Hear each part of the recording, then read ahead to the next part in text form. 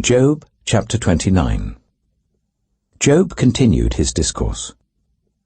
How I long for the months gone by, for the days when God watched over me, when his lamp shone on my head, and by his light I walked through darkness.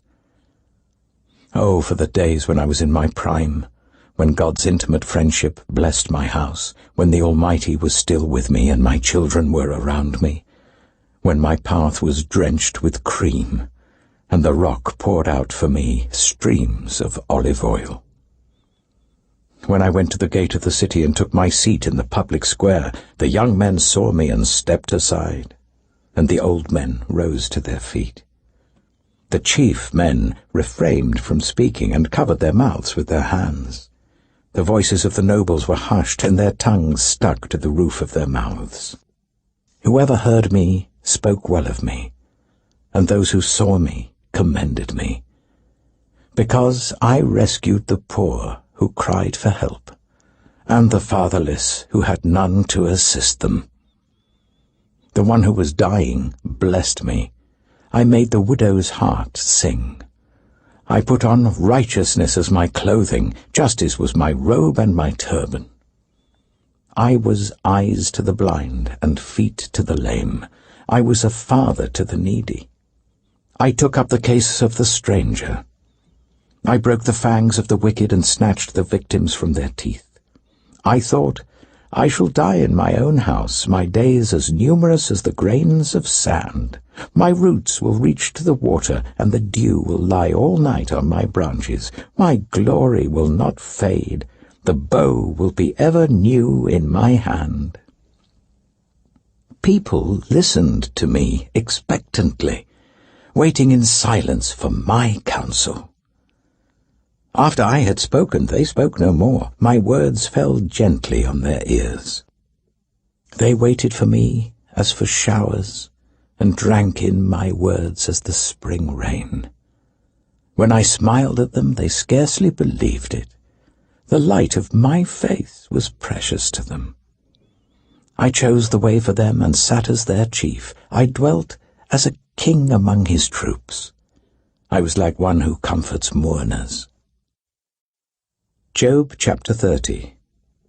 But now they mock me, men younger than I, whose fathers I would have disdained to put with my sheepdogs. Of what use was the strength of their hands to me, since their vigour had gone from them? Haggard from want and hunger, they roamed the parched land in desolate wastelands at night. In the brush they gathered salt herbs, and their food was the root of the broom bush. They were banished from human society, shouted at as if they were thieves. They were forced to live in the dry stream beds, among the rocks and in holes in the ground. They brayed among the bushes and huddled in the undergrowth. A base and nameless brood, they were driven out of the land. And now those young men mock me in song. I have become a byword among them. They detest me and keep their distance. They do not hesitate to spit in my face.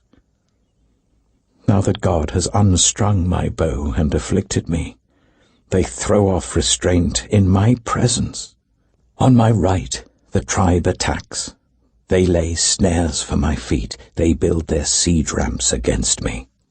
They break up my road. They succeed in destroying me. No one can help him, they say.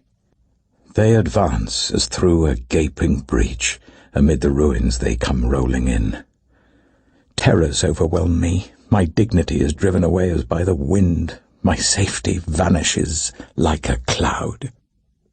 And now my life ebbs away. Days of suffering grip me. Night pierces my bones. My gnawing pains never rest. In his great power, God becomes like clothing to me. He binds me like the neck of my garment. He throws me into the mud, and I am reduced to dust and ashes.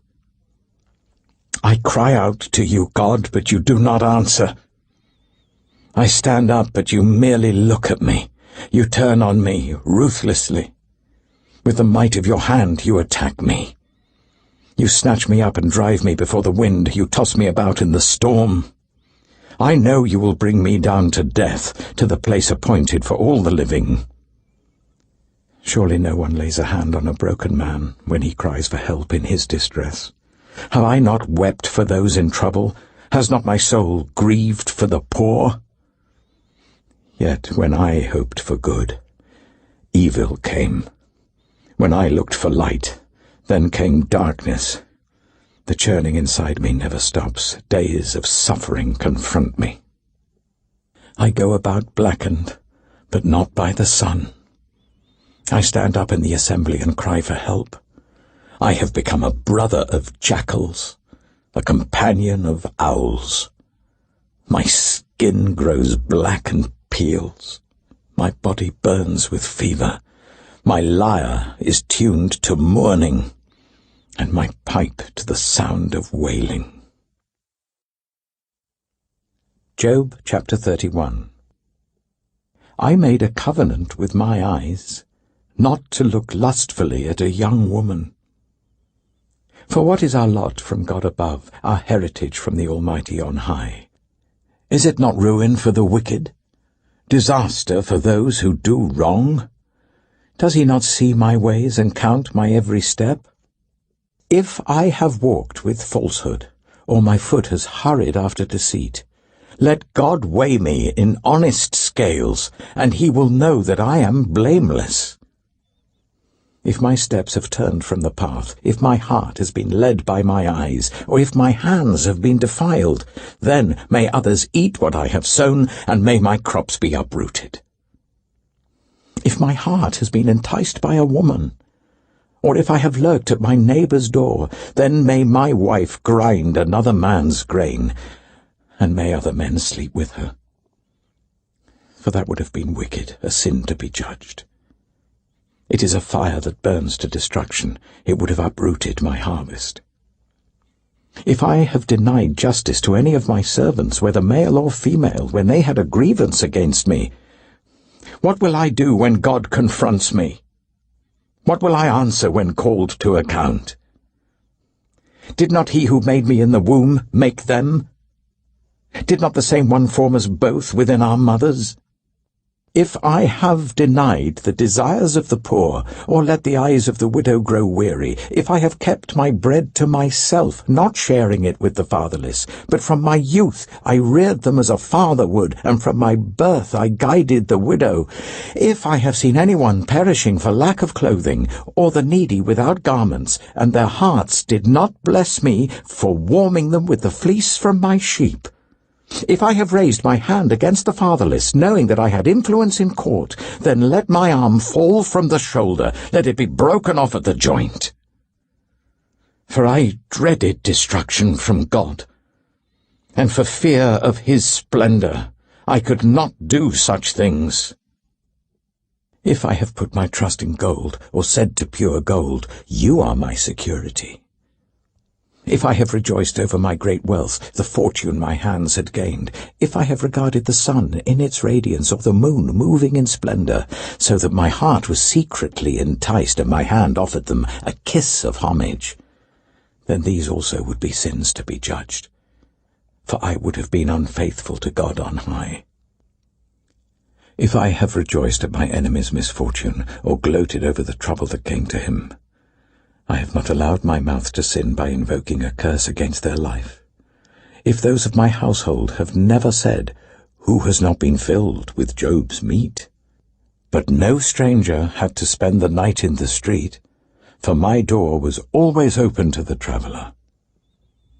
If I have concealed my sin, as people do, by hiding my guilt in my heart, because I so feared the crowd and so dreaded the contempt of the clans, that I kept silent and would not go outside. Oh, that I had someone to hear me! I sign now my defence. Let the Almighty answer me. Let my accuser put his indictment in writing. Surely I would wear it on my shoulder. I would put it on like a crown. I would give him an account of my every step. I would present it to him as to a ruler. If my land cries out against me, and all its furrows are wet with tears, if I have devoured its yield without payment, or broken the spirit of its tenants. Then let briars come up instead of wheat, and stinkweed instead of barley. The words of Job are ended.